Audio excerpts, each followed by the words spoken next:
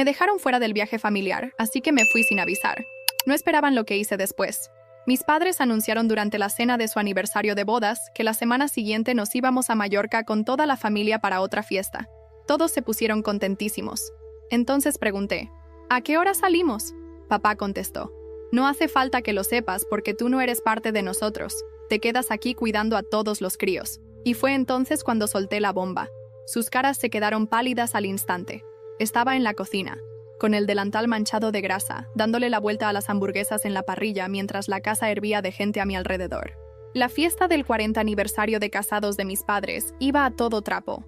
40 años de Tomás y Carmen celebrados en un patio lleno de familia.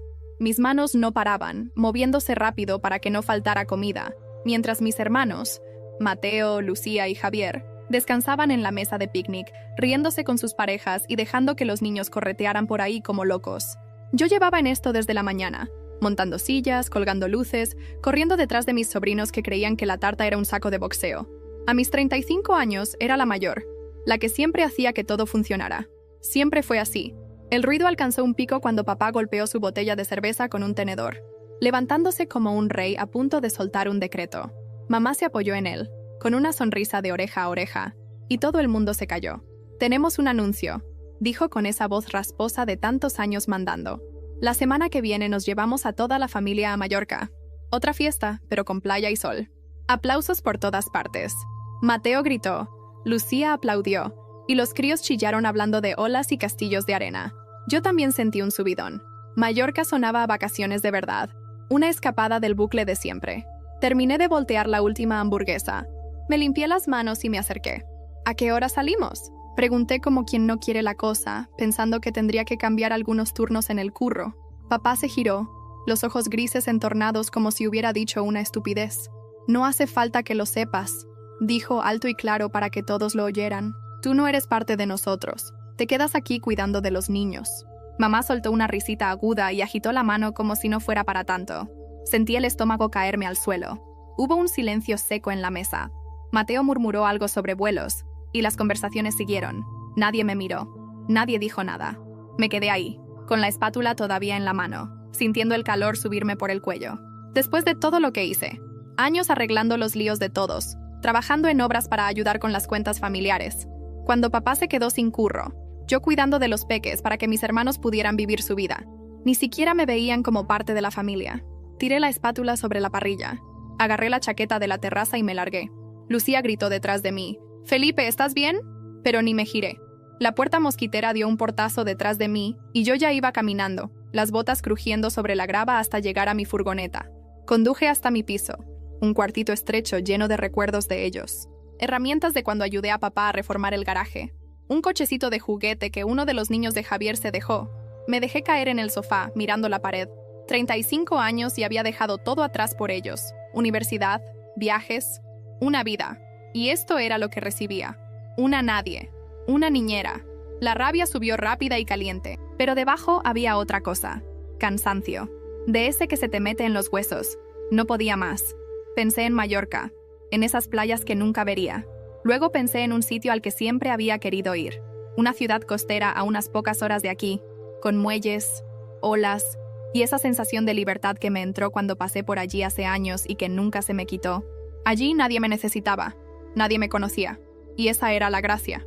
No pegué ojo. Saqué una mochila del armario y empecé a llenarla. Vaqueros, unas cuantas camisetas, mis botas viejas de faena, sin plan, solo movimiento. Cogí mis ahorros, un fajo finito de billetes ganados a base de horas extra, y miré los horarios de los autobuses en el móvil. Había uno que salía a las 5 de la mañana, antes de que al sol se le ocurriera asomarse. Dudé, el pulgar flotando sobre el número de Sofía. Tenía 16 años, la más pequeña, la única que de verdad parecía entenderme, pero no la llamé. Me intentaría convencer de que me quedara, y yo no podía permitirme eso. No ahora. Pasaban de las 3 de la mañana cuando colgué la mochila al hombro, cerré la puerta con llave y caminé hasta la estación de autobuses. El aire estaba fresco, las calles vacías, y el pecho me apretaba como si estuviera traicionando algo. Pero seguí andando. El autobús llegó, un cacharro gris enorme, y entregué mi billete. El conductor no dijo ni pío. Me senté casi al fondo, junto a la ventana, y vi cómo mi ciudad se hacía cada vez más pequeña mientras nos alejábamos. La gasolinera, la ferretería, la casa donde crecí, todo se desvanecía en la oscuridad. Apoyé la cabeza contra el cristal, con la mandíbula apretada. Ya se darían cuenta de que me había ido, tarde o temprano, cuando necesitaran a alguien que limpiara mocos o preparara bocatas. Las palabras de mi padre seguían ahí como un zumbido. Tú no eres parte de nosotros. Está bien. Si no era parte de ellos, sería parte de otra cosa. Algo mío. El autobús siguió su camino, llevándome hacia una ciudad que apenas conocía, y por primera vez en años, me sentía despierta. Asustada, sí, pero despierta. No miré atrás. El autobús pegó un bote justo cuando el sol empezaba a asomar por el horizonte, y bajé en la ciudad costera. Mis botas tocaron el asfalto, la mochila colgada al hombro, y me quedé ahí de pie, entrecerrando los ojos ante la inmensidad de todo aquello. Muelles que se extendían hasta el mar, grúas gigantes como monstruos de hierro, bocinas de barcos que ni siquiera podía ver. Era ruidoso, lleno de vida, nada que ver con la trampa silenciosa que había dejado atrás. No tenía ni idea de por dónde empezar. Pero ese era el punto. Nadie allí me conocía como la chica que arreglaba todo. Solo era Félix, y iba a averiguar cómo tirar pa'lante. Ese primer día encontré una habitación en alquiler, un cuchitril encima de un bar que temblaba cada noche con el bajo de la música. El casero, un tipo con barba de estropajo, no pidió referencias. Solo agarró el dinero y me dio una llave. No era gran cosa. Un colchón, un fregadero, una ventana con vistas a una escalera de incendio oxidada. Pero era mío. Solté la mochila. Me senté en la cama y dejé que el peso de lo que había hecho cayera sobre mí. Me había ido. Sin despedirme. Sin nota. Ellos estarían despertando en nada. Seguramente sin notar aún que no estaba. Y me pregunté cuánto tardarían en darse cuenta. A la mañana siguiente, salí a la calle a buscar curro. Mis ahorros no durarían mucho, y no pensaba volver arrastrándome. Conseguí una plaza en una cafetería cerca de los muelles. Un local diminuto lleno de pescadores y repartidores. El encargado me tiró un delantal y dijo, «Sigue el ritmo». Nunca en mi vida había servido café, y mi primer turno fue un desastre. Bandejas al suelo, pedidos cruzados, gritos en la barra, pero aguanté. Nadie me gritó por olvidar pañales o por llegar tarde al colegio. Era duro, pero era limpio. Mi caos, no el de ellos. Fue ahí donde conocí a Sheila. Ella manejaba la caja, llena de filo y respuestas rápidas, con una voz que atravesaba el barullo. «Vas lenta, novata», me dijo, con una media sonrisa mientras yo derramaba un café con leche. «Al menos yo no espanto a los clientes», le solté. Y se rió. Una risa de verdad. No de esas falsas que mamá soltaba para quitarme de encima. Sheila era distinta. No giraba en torno a mí, ni esperaba que fuera la salvadora de nadie. Nunca había imaginado que pintar una pared amarilla podía doler tanto. Era un dolor raro, como si el rodillo no solo empapara el yeso de pintura barata, sino que también sacara todo lo que tenía acumulado debajo de la piel. Años de «ya lo hago yo», de «tranquilos, me encargo», de sonrisas falsas en medio del caos. El cuarto, ese cuchitril encima del bar, ahora olía a pintura húmeda y esperanza cansada. Sheila fumaba en la ventana. El humo subía en espirales lentas como si también necesitara un respiro. «No está mal», dijo sin mirarme, el cigarro colgando del labio. «Casi parece que vivimos aquí por gusto». «Si lo dices tú», respondí, apoyando el rodillo en la cubeta con un chasquido húmedo. Estaba agotada. Físicamente, mentalmente. Pero algo dentro de mí empezaba a moverse. Como cuando llevas días encerrada con fiebre y, de repente, abres la ventana y entra aire frío. Una punzada de realidad que te recuerda que sigues viva. Esa noche, mientras cenábamos pan con tomate y atún de lata en platos de plástico, Sheila se quedó mirándome. Tenía esa mirada suya, filosa, como si pudiera ver más allá de la cara de cansancio. «¿Cuánto tiempo más vas a quedarte callada? ¿Sobre qué? Sobre todo. Sobre ellos. Sobre lo que realmente quieres hacer. Sobre ti». Tragué sin masticar bien. El atún se me quedó atascado en la garganta. «No lo sé. No sé si quiero hablar o gritar. Pues empieza con lo que sea. Pero haz ruido, coño». Me fui a dormir con esas palabras zumbando en la cabeza. Soñé con Sofía. Estábamos en la playa. Ella me agarraba de la mano, pero yo no podía mover los pies. Estaban clavados en la arena. Y cuando quise llamarla, la voz no salía. Solo salía agua salada. Desperté sobresaltada. El cuarto estaba oscuro y Sheila roncaba del otro lado. Fui al baño y, sin encender la luz, me miré en el espejo. Tenía los ojos hundidos y el alma en huelga. Al día siguiente, después del trabajo en la peixatería, me acerqué al centro cívico del barrio. Había visto un cartel sobre cursos gratuitos, y uno en particular me llamaba la atención. Contabilidad básica.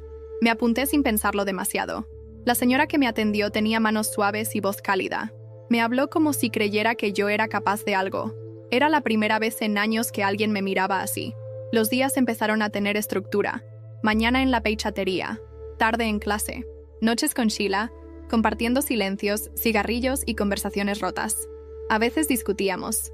Otras veces solo nos sentábamos juntas a mirar cómo el mundo seguía girando sin pedirnos permiso.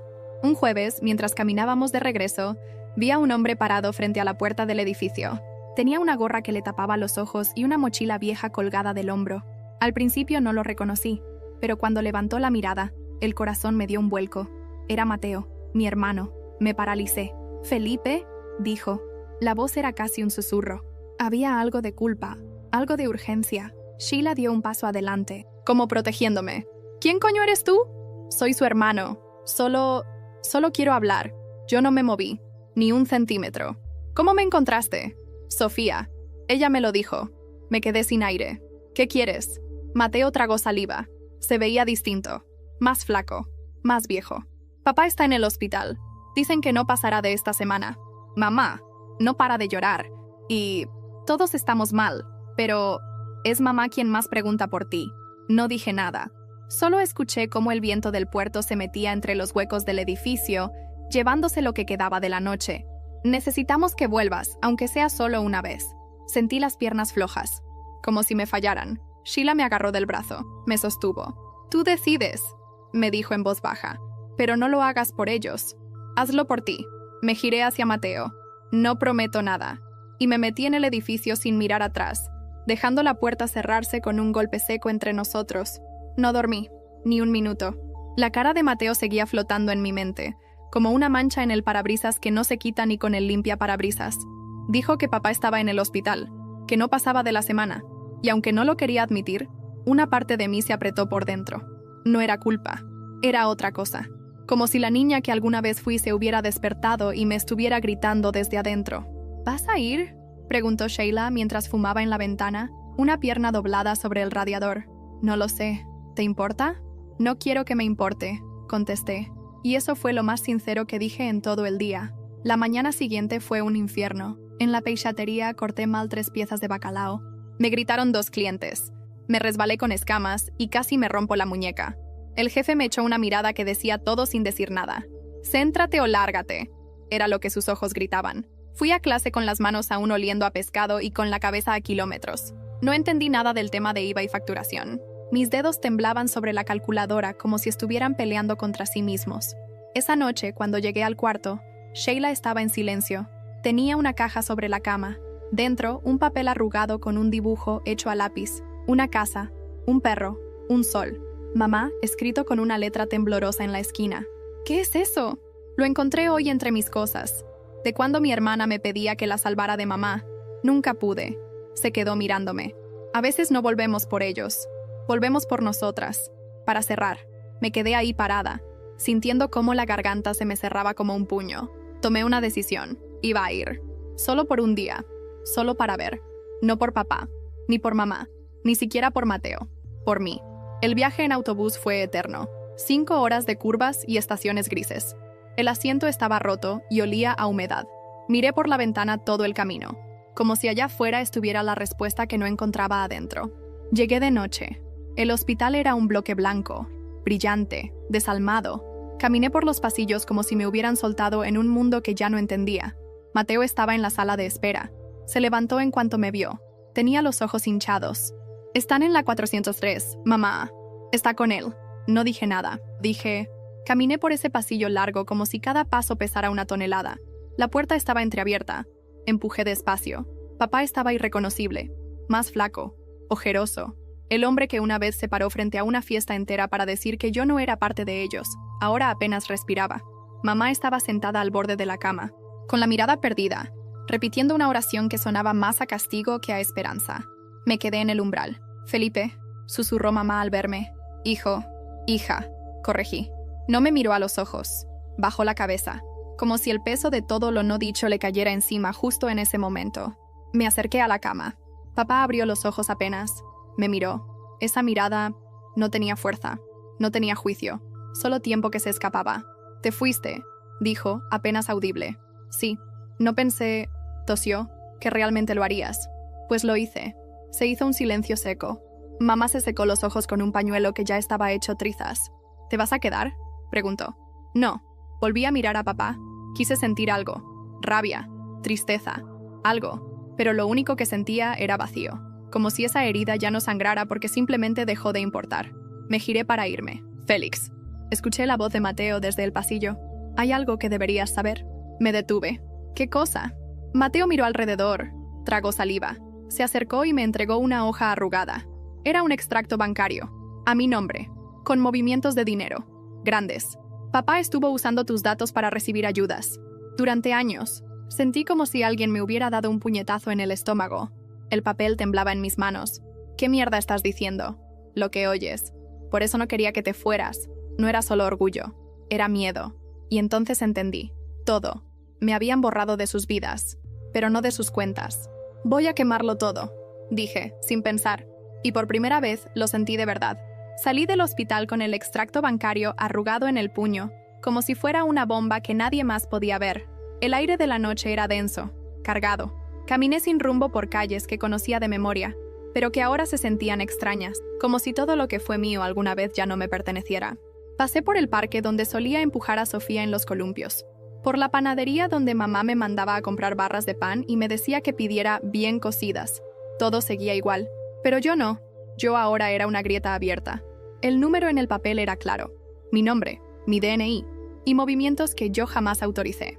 No sabía qué era peor, que me hubieran borrado de sus planes o que, mientras lo hacían, seguían usando mi identidad para beneficiarse, a escondidas, como si yo fuera solo un recurso. Dormí en una pensión barata cerca del centro, con sábanas que olían a desinfectante y una lámpara que zumbaba cada vez que parpadeaba. No pegué ojo. Me pasé la noche mirando el techo, planeando, pensando. A la mañana siguiente, volví a la ciudad costera sin decir adiós a nadie, ni a Mateo, ni a mamá, ni a ese hospital helado. El viaje fue largo y pesado, pero yo iba decidida. Sheila me abrió la puerta aún medio dormida, con una camiseta de tirantes y el pelo hecho un desastre. ¿Y esa cara? «Tenemos trabajo», le dije tirando el extracto sobre la mesa. Ella lo leyó en silencio. Luego alzó la mirada, seria. ¿Quieres venganza? Quiero justicia. ¿Y cómo planeas conseguirla? Mostrando la verdad. Pasé las semanas siguientes reuniendo todo lo que podía. Correos antiguos, recibos que mamá me había mandado por error, una copia del contrato de la casa donde yo figuraba como responsable de luz y agua sin saberlo. Todo. Me fui directo al asesor legal del centro comunitario donde estudiaba. Un hombre de barba fina y mirada justa. ¿Puedo denunciar a mi propia familia? Él no parpadeó. No solo puedes. Deberías. Lo que han hecho es fraude. Presentamos la denuncia. No sabía qué dolía más. Poner por escrito todo lo que me habían hecho o el hecho de que, hasta ese momento, no había llorado ni una sola lágrima. Y como una reacción en cadena, todo comenzó a moverse. Me llamaron de la oficina de Hacienda. Me pidieron pruebas. Me llamaron de la Seguridad Social. Más preguntas, más papeles. Una tarde, mientras salía de clase, me topé con Sofía. Estaba ahí, parada frente al edificio, más alta, más adulta, pero con los mismos ojos. «Hola», dijo bajando la mirada. «¿Qué haces aquí?» Mateo me contó lo que pasó. «Mamá, está destruida. Dice que estás exagerando, que fue por necesidad. ¿Tú crees eso?» Sofía me miró a los ojos, y por un momento volvió a ser esa niña que me pedía que le hiciera trenzas mientras hablaba de sirenas. «No. Yo creo que te usaron, como siempre». Nos quedamos en silencio. Luego me abrazó. Largo, fuerte, como si intentara reparar algo que sabía que no tenía arreglo. Cuando se fue, me quedé de pie, mirando cómo desaparecía entre la gente. Al día siguiente, recibí un correo del abogado. La denuncia fue aceptada.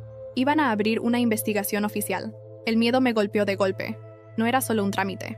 Esto iba a romper cosas. Cosas grandes. Sheila me encontró en la cocina, con las manos temblando. «¿Estás lista?» «No», admití, «pero ya no me importa». Esa noche me encerré en el cuarto, abrí el ordenador y escribí una publicación, pública, contando todo, sin nombres, pero con detalles. La compartí con una foto mía de espaldas, caminando por el puerto, y el texto: «Cuando la familia te rompe, no siempre tienes que volver para arreglarla. A veces, lo único que puedes hacer es dejarla atrás y reconstruirte tú». Apagué el móvil, pero no por mucho tiempo. Horas después, sonó con fuerza. Decenas de mensajes, y uno en particular. Uno de Lucía. Solo decía, ¿cómo te atreves a hacer esto? El mensaje de Lucía ardía en la pantalla como si quemara desde dentro. ¿Cómo te atreves a hacer esto? Lo leí 10 veces. No respondí. Solo lo dejé ahí, flotando en el aire, como una bomba a medio detonar. Era sábado. La ciudad costera vibraba con turistas, mercados callejeros, marineros gritando desde los barcos. Pero en mi cuarto, con las paredes aún oliendo a pintura barata, el silencio pesaba como una losa. Sheila se sentó a mi lado sin decir nada.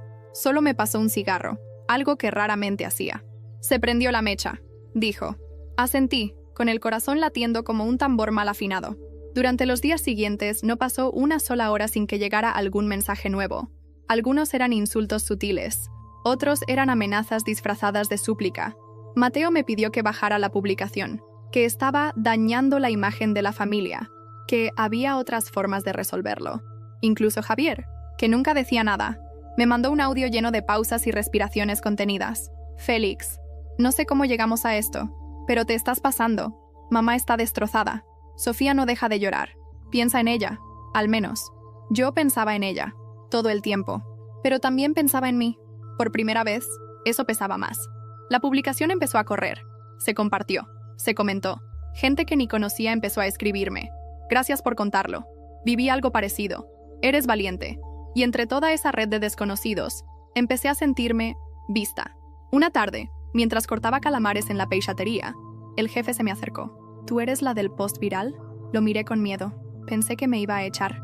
Mi hermana te compartió. Dijo que te admira. Que ojalá ella hubiera tenido los huevos de hacer lo mismo con papá. No supe qué decir. Solo me limpié las manos con el trapo y seguí trabajando, sintiendo una mezcla de orgullo y vértigo que no sabía cómo digerir. Esa noche, Sheila volvió más tarde de lo habitual. Llevaba los ojos rojos. ¿Qué pasó? Fui a ver a mi hermana, dijo quitándose la chaqueta. Está enferma. Muy enferma. No me lo quiso decir antes. Está sola. ¿Y tú qué hiciste? Le dije que ya no era mi problema, que la familia que ignora tus heridas no merece tus curas. Se quedó mirándome, esa mirada filosa que yo conocía también, pero al salir, vomité, como una niña, porque por mucho que digamos que no nos duele, duele. Nos sentamos juntas en el suelo, sin luz. Solo la lámpara de emergencia del pasillo iluminaba nuestras sombras contra la pared. Fue entonces cuando sonó mi móvil, un mensaje nuevo, de un número desconocido. Decía, tienes que saber algo sobre Sofía. Llámame, es urgente. Y un nombre debajo, Teresa. Teresa era la mejor amiga de Sofía desde el colegio. No hablaba conmigo desde hacía años, desde antes de que me fuera. Sentí un escalofrío recorrerme la espalda. ¿Qué pasa?, preguntó Sheila. Le mostré el mensaje. Sofía, algo le pasó, o está a punto de pasarle. Sheila apagó el cigarro contra el lavamanos sin pensarlo 2 veces. Llama ya, joder. Cogí el móvil y marqué. La llamada tardó 3 tonos en conectar, pero a mí me parecieron siglos. Me temblaban los dedos. Cuando escuché la voz de Teresa, algo se me rompió en el pecho. No era una voz que recordara con cariño, pero ahora estaba ahí, cargada de algo urgente. Félix. Menos mal. No sabía si llamar. No sabía si tú. ¿Qué pasa con Sofía? Un silencio corto. Está desaparecida. El mundo se congeló. Sentí que el aire salía disparado de mis pulmones. Tuve que apoyarme en la pared. ¿Cómo que desaparecida? Desde esta mañana. Salió al instituto y no llegó. Nadie sabe dónde está. Ni las amigas, ni los profesores. Nadie. Mamá llamó a la policía hace 1 hora. Me quedé muda. El eco de esas palabras se repetía en mi cabeza como un latigazo. Desaparecida, desaparecida, desaparecida. ¿Y qué coño hago yo con esto, Teresa? Ella te había estado buscando. Le hablaba a todo el mundo de ti. Que eras la única que la entendía. Que querías sacarla de ahí. ¿Sacarla de dónde? De esa casa. No te lo dijo, ¿verdad? Que papá estaba peor que nunca. Que tu madre estaba ida. El silencio en la línea era más ruidoso que cualquier grito. Te necesita, Félix. Tal vez fuiste su única salida. Y si no está, puede que no haya tenido más salidas. Corté la llamada sin decir adiós. Estaba ahogándome, literalmente. Me quité el abrigo, caminé hasta el baño, vomité. Sheila me seguía sin decir palabra, pero con los ojos clavados en mí como cuchillos. ¿Qué ha pasado? Sofía no está. Se fue. Nadie sabe dónde. Tal vez me atraganté con mis propias palabras. Tal vez intentó hacer una locura. Sheila se acercó, me agarró la cara entre las manos. Sus ojos estaban encendidos. Escúchame bien, vas a encontrarla. ¿Me oyes? Esta vez no vas a dejar que se pierda como te dejaron a ti. Me aferré a esa mirada, a esa rabia suya, y me levanté. Tomamos el primer tren al día siguiente. Sheila conmigo. No podía hacerlo sola. El trayecto fue silencioso. No me atrevía a abrir la boca por miedo a lo que pudiera salir. Al llegar, fuimos directo a la comisaría. La oficial que nos atendió reconoció mi nombre de la denuncia que había hecho semanas atrás. Me miró como si entendiera algo que yo todavía no comprendía del todo. ¿Cree que su hermana menor pudo haber huido por su cuenta? Sí, dije, sin dudar. ¿Alguna pista de a dónde podría haber ido? Me llevé las manos a la cabeza. Pensé en la vez que Sofía me dijo, años atrás, yo también quiero una ciudad con mar. ¿Como tú? La oficial frunció el ceño. ¿Algo que la motivara a irse? Saqué el móvil. Abrí mi publicación. Le mostré el texto. Las miles de comparticiones. Y una idea me atravesó el pecho como un rayo. Ella la leyó. Seguro que sí. La oficial anotó algo y me dijo, si tiene alguna ciudad específica en mente, dígamelo. Podemos coordinar con las comisarías locales. Me vino una imagen, tan clara como el miedo. Una playa pequeña, de aguas frías, donde una vez paramos camino a Galicia. Sofía se quedó fascinada con un faro. Lo dibujó durante días. Fisterra. Tal vez fue allí, dije, apenas en voz alta.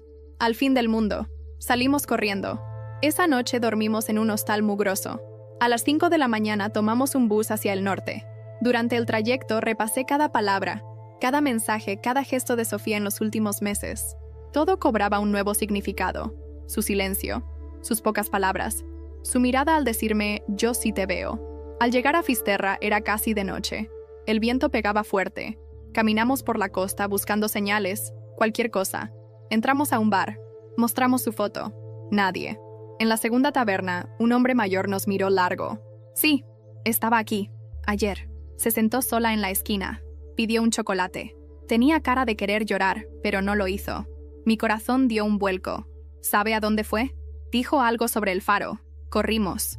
Subimos la cuesta como si nos fuera la vida. El viento nos golpeaba la cara. Las piernas me temblaban. Y entonces la vi.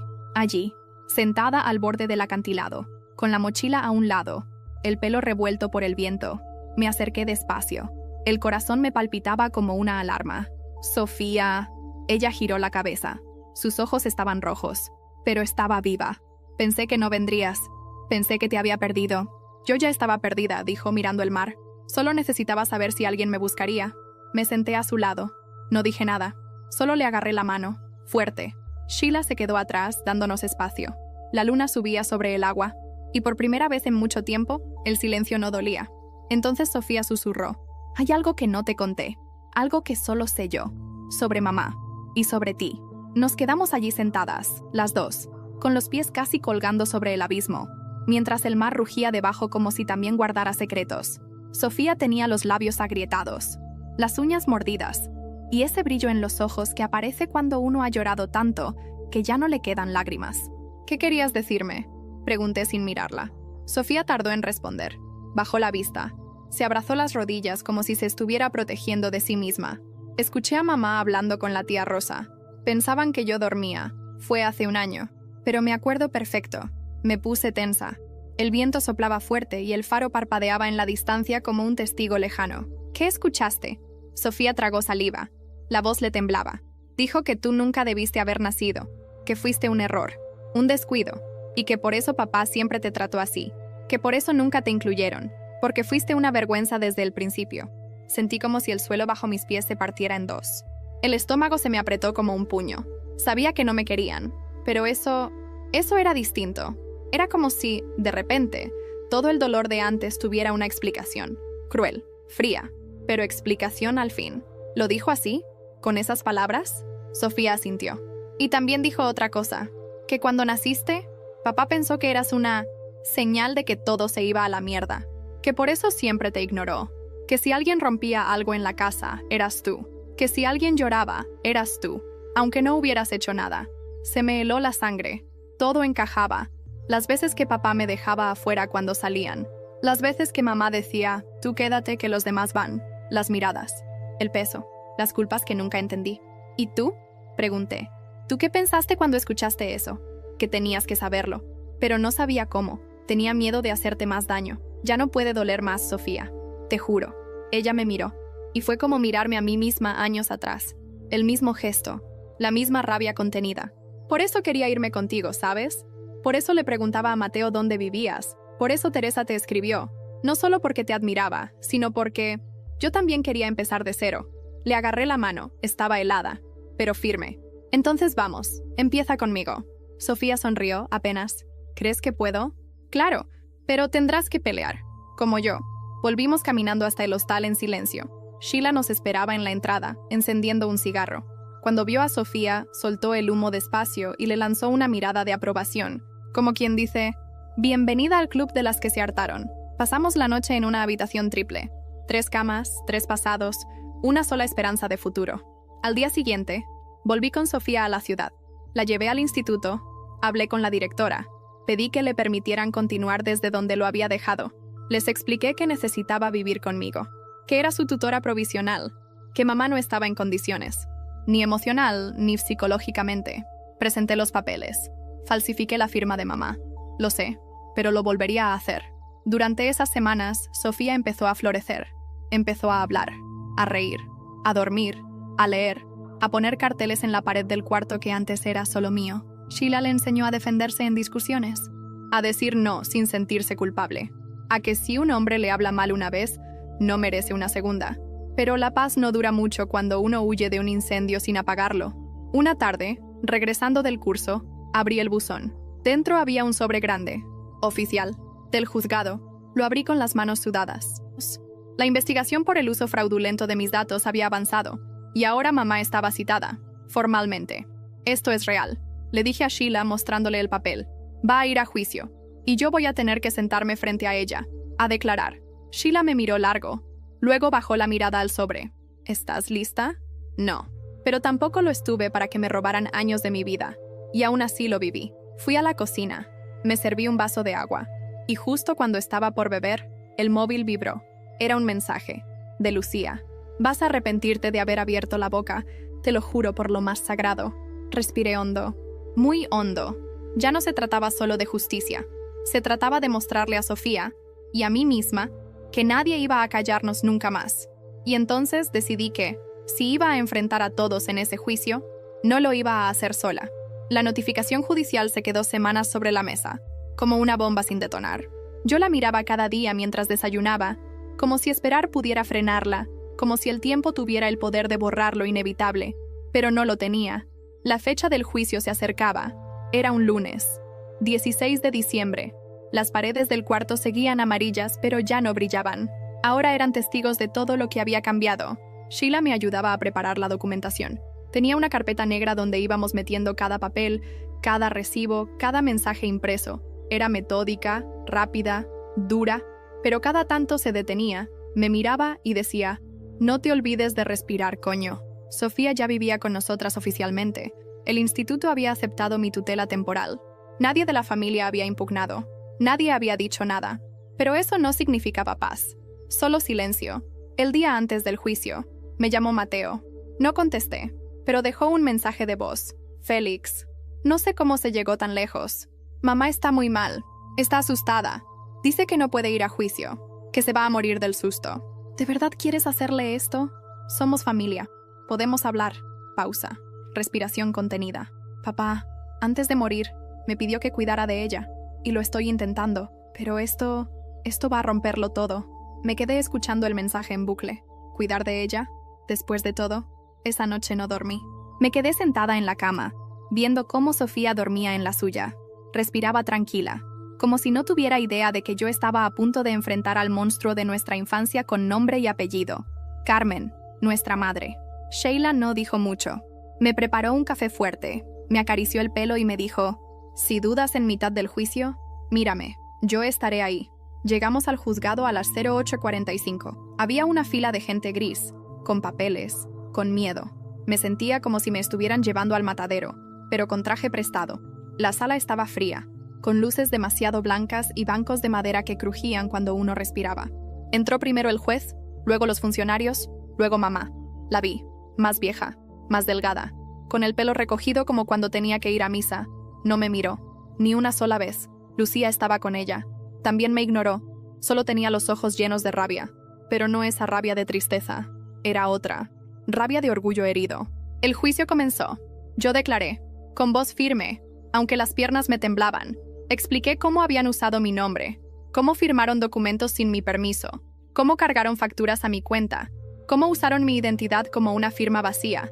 Mostré pruebas. Había fechas, montos. Todo encajaba. El juez asentía. Tomaba notas. Cuando le tocó a mamá hablar, se derrumbó. Lloró. Suplicó. Dijo que no sabía lo que hacía, que papá lo organizó todo, que ella solo firmaba sin leer, que lo hizo por necesidad, que era su hija, su sangre. Y entonces me miró. Tú eras mi hija. Siempre lo fuiste. No sé qué te hicieron para que nos odies así. Y fue ahí donde se me rompió algo. ¿Me hicieron? ¿Me hicieron? El juez me pidió que me calmara. Sheila me agarró el brazo, pero no me detuve. ¿Sabes lo que me hiciste tú? Años enteros tratándome como una carga, haciéndome sentir que no valía ni la comida que comía, utilizando mi nombre para esconder vuestras cagadas financieras. ¿Y ahora dices que no sabías? Mamá bajó la cabeza. Yo era solo una niña. Seguí. Una niña que solo quería pertenecer. Y tú me borraste. Me hiciste invisible. El juez interrumpió. Agradeció la declaración. La vista terminó poco después. Dijo que habría sentencia en 2 semanas. Pero en el fondo, ya sabía cuál era el veredicto real. Al salir del juzgado, Lucía me alcanzó en la calle. Me empujó el brazo con los ojos encendidos. Eres una puta traidora, Félix. ¿Eso querías? ¿Que mamá se humillara delante de todos? Quería que dijera la verdad. Solo eso. Pues ahora la tienes. Felicidades. No vuelvas a acercarte a ninguno de nosotros. Sheila apareció detrás como una sombra. «Y tú no vuelvas a tocarla», le dijo a Lucía, «porque te juro que no te va a gustar». Lucía se fue sin mirar atrás. La vi alejarse sabiendo que esa puerta se cerraba para siempre. Esa noche, en casa, recibí un correo. El juzgado me notificaba que aceptaban continuar la investigación para posibles implicados adicionales. Uno de los nombres que figuraban ahora era el de Mateo. Me quedé helada. Sofía, que venía saliendo del baño, me vio con el rostro blanco. ¿Qué pasó ahora? Le pasé el móvil. Ella leyó. Me miró. Sabías que esto no había terminado, ¿verdad? Asentí. Pero lo que no sabía era que la siguiente en desmoronarse iba a ser Lucía. Habían pasado solo 3 días desde el juicio cuando recibí el mensaje.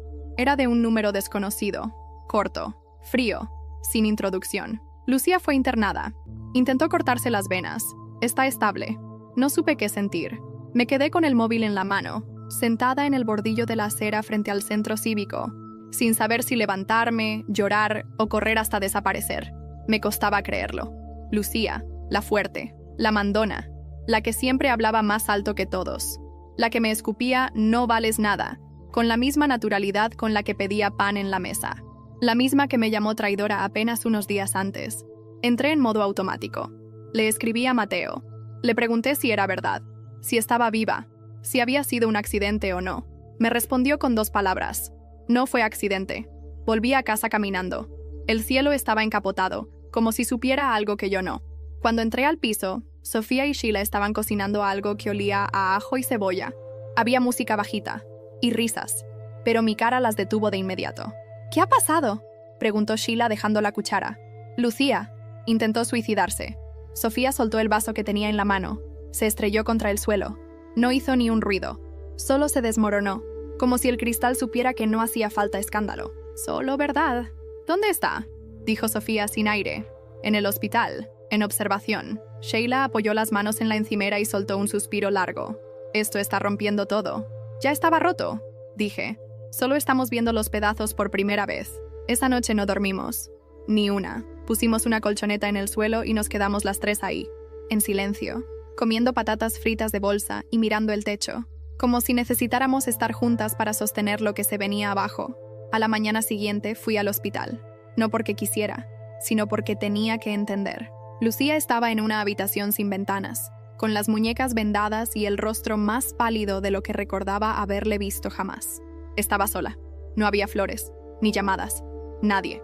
Entré sin que me vieran. Ella abrió los ojos. Me miró. No dijo nada. «No vengo a perdonarte», dije sin rodeos, «ni a pedirte que me perdones. Solo vengo a decirte que lo que hiciste no me sorprende». Ella tragó saliva. Se veía rota, pero rota de otra forma. No de tristeza, de cansancio, como si llevara años conteniendo algo. ¿Qué crees que me pasó? Murmuró. Que no supiste vivir con lo que hiciste. Y tampoco supiste vivir sin hacerlo. Lucía parpadeó despacio, y por primera vez bajó la guardia. Nunca te quise tanto como lo hacía Sofía, y eso me dolía. Me pilló desprevenida. ¿Qué? Ella te miraba como si fueras invencible, como si tú pudieras sacarnos a todas, y yo sabía que no podía ser tú, porque tú eras el error, el desliz, el tú no, y aún así, eras la que más brillaba. Eso jode. Me quedé helada. ¿Y por eso me jodiste? ¿Por envidia? Por miedo, confesó. Miedo de que te fueras y nos dejaras con todo lo que tú tapabas. Un silencio largo. ¿Quieres que le diga algo a Sofía? Lucía cerró los ojos. Dile que lo siento, que le fallé. No dije nada más. Salí de la habitación. Caminé por los pasillos del hospital sin rumbo, hasta que encontré una sala vacía. Me senté y lloré. Por ella, por mí, por todo lo que no supimos decirnos cuando aún había tiempo. Esa misma semana llegó la sentencia oficial del juicio. Mamá fue condenada a pagar una multa importante y quedó con antecedentes penales por fraude documental. Mateo también fue citado a declarar por complicidad. Cuando leí la resolución, me sentí vacía. No hubo alegría, no hubo victoria, solo cierre, como cuando cierras una puerta sin mirar atrás. Pero el pasado no se cierra solo con papeles. Esa noche, Sofía me miró desde su cama. ¿Tú crees que Lucía realmente lo siente? Sí, pero también creo que lo siente demasiado tarde. ¿Y mamá? Mamá solo siente por ella misma. Sofía se giró, apagó la lámpara, y antes de dormirse, me dijo algo que me dejó sin aliento. Cuando termine el instituto, quiero cambiarme el apellido, quiero usar el tuyo. No pude responder. Me tragué el nudo en la garganta y me quedé mirando al techo, como tantas noches antes. Pero ahora, al menos, no estaba sola. La vida parecía estabilizarse, poco a poco, hasta que una mañana, bajando al buzón, encontré un sobre amarillo. Dentro había una foto mía, reciente, caminando por el mercado, y una nota pegada con cinta. Tus pasos no están tan lejos como crees. Cuidado con quién confías. Y un remitente escrito a mano, torcido, como con rabia. Papá también sabía cosas de Sheila. Me quedé paralizada. Sheila. No supe cuánto tiempo estuve ahí, con la foto en la mano y el corazón intentando escapar por la garganta. La nota era corta, pero pesaba como si llevara toda una vida escondida debajo de la alfombra. Papá también sabía cosas de Sheila. ¿Qué coño significaba eso? Subí las escaleras sin sentir las piernas. El pasillo me pareció más largo, más oscuro. El picaporte de la puerta me temblaba en la mano. Sheila estaba en la cocina, descalza, canturreando algo suave. Sofía aún dormía. ¿Pasa algo?, preguntó Sheila sin darse la vuelta. Dejé la foto y la nota sobre la mesa. No dije nada. Ella se giró. Leyó. No se movió. Ni un músculo. ¿Quién te dejó eso? No lo sé. Pero está claro que alguien nos está mirando. Y que sabe algo de ti que yo no. ¿Y tú qué piensas? Que si hay algo que no me has dicho, es momento de escupirlo. Sheila me miró. Largo. Con esa forma suya de analizarlo todo antes de responder. Cuando tenía 18, viví en tu ciudad. Por unos meses. Fue una época jodida. Dormía en la calle. Me metía en bares para robar comida. Una noche, intenté robarle la cartera a un tipo en un garito. No lo conseguí. Me pillaron. ¿Y? El tipo era Tomás, tu padre. El mundo se detuvo. ¿Mi padre? Sí. Me agarró del brazo y me arrastró afuera. Pero no me llevó a la policía. Me ofreció comida. Me llevó a una cafetería. Me dio 20 euros. Y me preguntó si quería ganarme algo más. Sheila bajó la mirada. Tragó saliva. No lo hice. Pero él insistió. Me ofreció casa. Me ofreció protección. Yo me fui. No volví a verlo. Pero él sabía quién era yo. Sabía mi nombre. Sabía que yo era una chica rota. Fácil de callar. Me quedé sin palabras. Literalmente. No por rabia. No por miedo. Por la repugnancia que se me subió desde el estómago hasta la lengua. ¿Y por qué nunca me lo dijiste? Porque lo enterré. Porque no quería que tú me vieras como lo hizo él. ¿Y me mientes para protegerme? No. Te lo oculté porque me daba asco recordarlo. Porque pensé que si empezábamos algo limpio, no hacía falta remover la mierda vieja. Pues se está removiendo sola. Sheila se acercó. Me agarró la cara entre las manos. Félix. No hice nada. No acepté nada. No fue más que una noche rara. Un cruce. Pero si eso basta para rompernos, dime, ¿te vas a ir? No lo sé, susurré. Esa noche dormimos en camas separadas. O más bien, fingimos dormir. El aire en el cuarto era irrespirable. A la mañana siguiente, Encontré la segunda nota. Estaba pegada con cinta en la puerta del portal. Grande. Visible. Una familia de mentirosas. La hermana, la novia y la salvadora de nadie. Sheila la arrancó con fuerza. La rompió en pedazos. Pero yo ya no podía fingir que no pasaba nada. Fuimos a la comisaría. Presentamos denuncia por acoso. Mostramos las fotos, las notas. El agente nos miró con lástima. Nos dijo que si no había agresión física, poco podían hacer. Esa tarde, Sofía llegó del instituto pálida como una sábana. Alguien me siguió, dijo. Desde la salida hasta el mercado. Un hombre. Gordo. Calvo. Tenía una chaqueta azul. Lo noté porque se detuvo cuando yo lo hice. Se metió detrás de mí en una tienda y no compró nada. Corrí hacia ella. La abracé fuerte. No vas a salir sola otra vez. ¿Me oyes? Las alarmas se dispararon dentro de mí. Ya no era solo sobre mí, ni sobre Sheila, ni sobre mamá. Esto tocaba a Sofía. Y eso era una línea que nadie podía cruzar sin que ardiera todo. Sheila propuso instalar cámaras, cambiar la cerradura, avisar a los vecinos. Lo hicimos todo. Pero esa noche, cuando me fui a lavar la cara, encontré algo que no esperaba. Una caja, en el armario del baño, vieja, oxidada. Dentro había recortes, fotos viejas. De mí, de cuando era adolescente, de cuando tenía 15, 16, sentada en el jardín, mirando por la ventana, algunas, desde ángulos que no recordaba que existieran, y en una de ellas estaba papá, mirándome desde lejos, como si esperara algo. Grité. Sheila vino corriendo. Vio las fotos. Me abrazó fuerte. No entiendo. ¿Qué mierda es esto?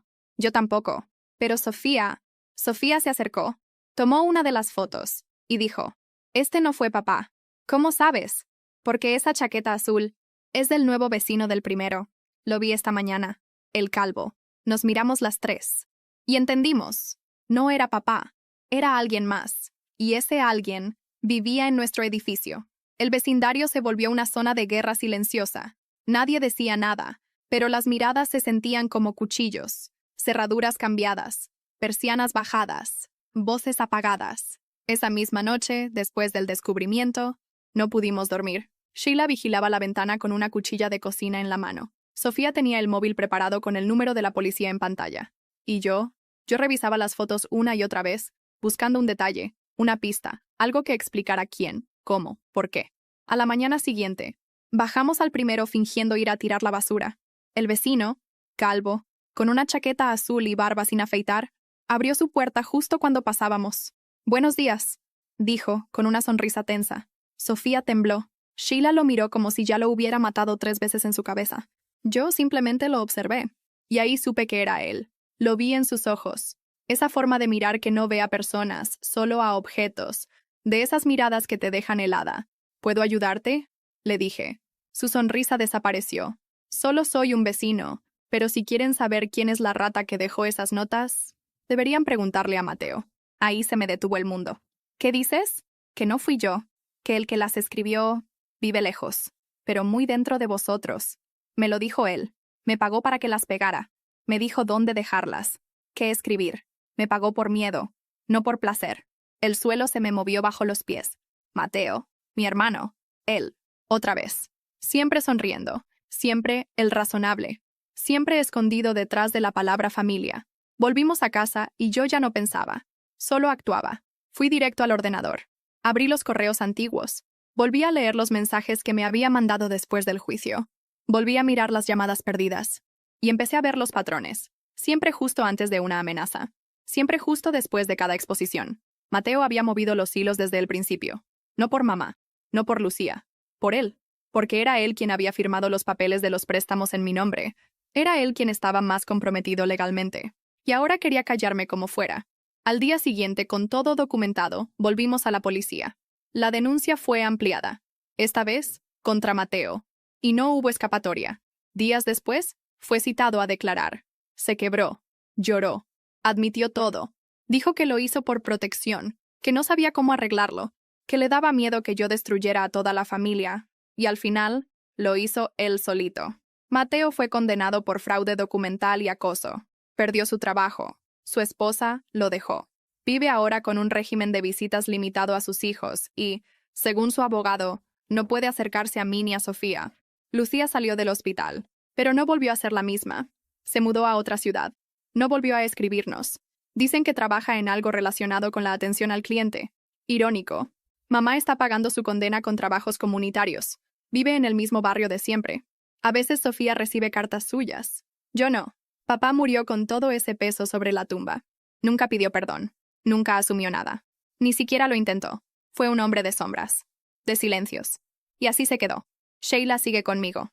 No fue fácil. Discutimos. Nos distanciamos unos días. Pero volvimos. Porque entre nosotras no hay mentiras. Porque entendimos que no hay amor posible sin verdad. Sin heridas al aire libre.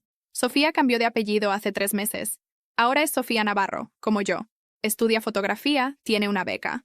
A veces me muestra sus fotos. Muchas son del mar, de trenes, de chicas caminando solas por la calle. Y siempre me dice, esta podría ser tú. Y yo ahora trabajo en una pequeña gestoría contable. Tranquilo. Legal. Mi nombre está limpio. Mi vida también. Hace poco escribí un artículo sobre cómo sobrevivir a una familia que intenta borrarte. Lo compartieron miles. Me llamaron de radios, de periódicos. Pero lo que más me impactó fue un mensaje. De una chica de 17 años. Decía, gracias por decir lo que nadie dice. Por ser ruido cuando el mundo te quería callada. Leerte me salvó. Lloré. Mucho. Porque entendí que no era solo mi historia. Era la de muchas. Y porque, después de tanto caos, tanto fuego, tanto abandono, seguía en pie. Y no solo eso. Había vuelto a escribir mi nombre. Y esta vez, lo hice yo.